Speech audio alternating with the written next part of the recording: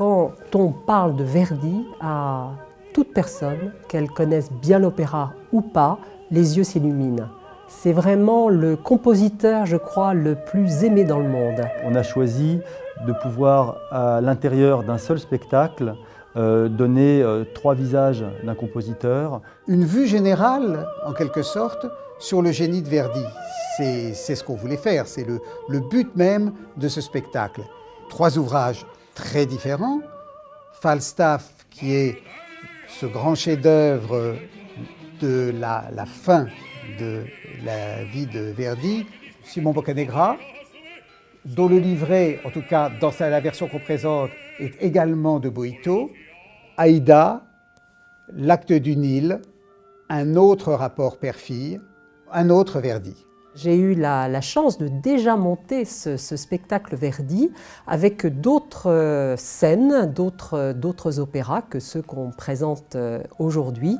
Et ça a été véritablement un engouement, une réussite. Et c'est pour cela que nous le reproposons au théâtre et au public. Le plus de ce spectacle, nous avons un orchestre. Un orchestre qui veut vraiment essayer de redonner un petit peu un nouveau souffle à la musique classique, à la fois par les musiciens qui le composent, qui sont des gens vraiment exceptionnels, avec des profils à la fois de chambristes, de solistes, de musiciens d'orchestre, et puis aussi par les projets qu'on développe et qu'on accepte, et qui se veulent vraiment axés sur tous les publics, à la fois les connaisseurs, comme ceux qui sont plus éloignés de la musique. Un des défis, c'est de pouvoir réussir à rendre les intentions musicales de Verdi, notamment la sonorité, la chaleur, la rondeur, tout en ayant une orchestration un petit peu plus légère que ce qui a été noté. Et nous avons également un metteur en scène, donc nous aurons tout le jeu de lumière, un véritable plateau artistique.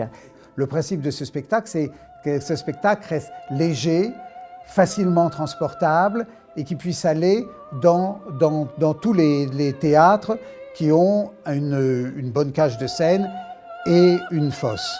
Alors ce spectacle, Verdi, sera créé au Théâtre André Malraux, qui est un théâtre important dans le département 92, donc à Rueil-Malmaison.